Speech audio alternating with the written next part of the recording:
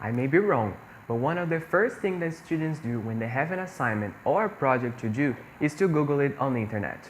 You search for it, surf on the net, find the information you were looking for, and then with all your critical thinking, you are going to evaluate what is going to be worthy or not, creating a new content for that, redesigning it. This is related to digital literacy, the main topic of this video. But wait a little bit. Do you know what digital literacy is? Before we start talking about it, let's see what some authors say about this topic. Martin and Gruziak define digital literacy as the awareness, attitude, and ability of individuals to use digital tools for communication, expression, and social action in specific life situations. According to Langsher and Noble, digital literacy can be understood as a range of social practices and conceptions aimed at engaging in the production of meanings mediated by texts that are produced, received, distributed, exchanged, etc.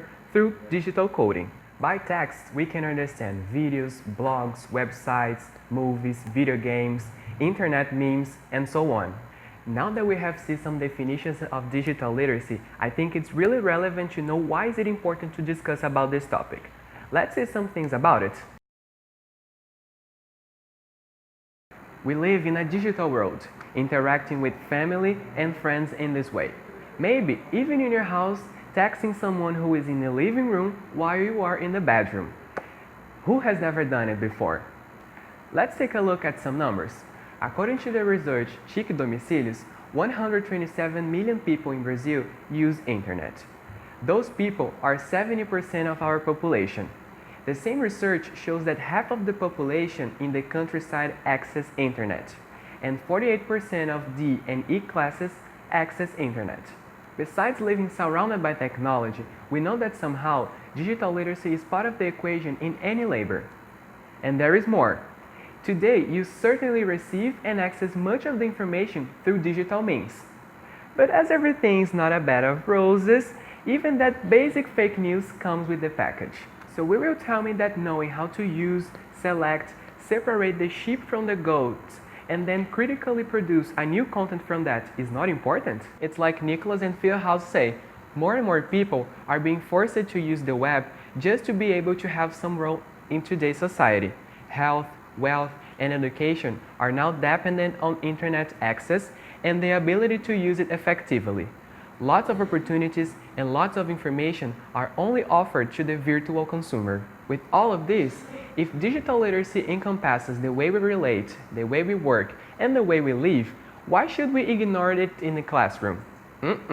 But wait.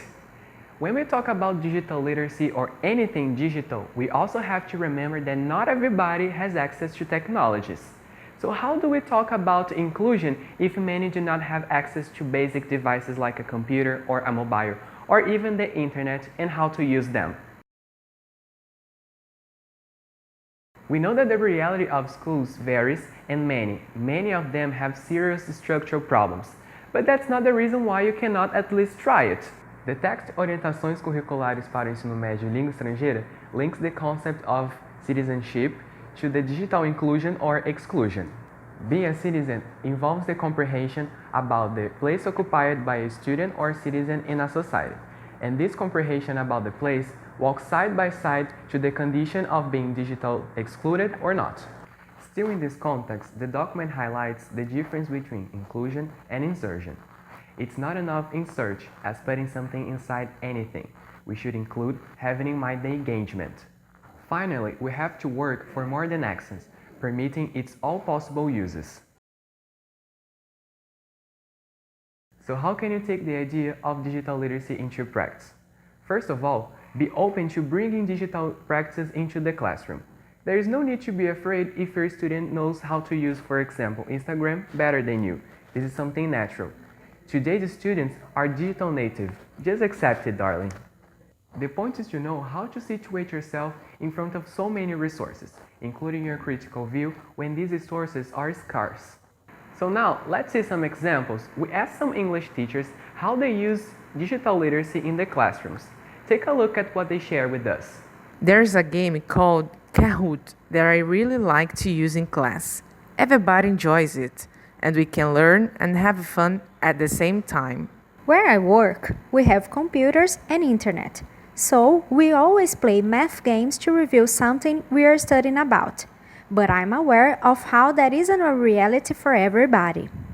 There are some wonderful apps that make great teaching resources, such as Farfaria, Read Out Louds, lyric training, songs, listen and pick the word you've heard, fun English, games for vocab, listening and speaking, literacy apps, and etc.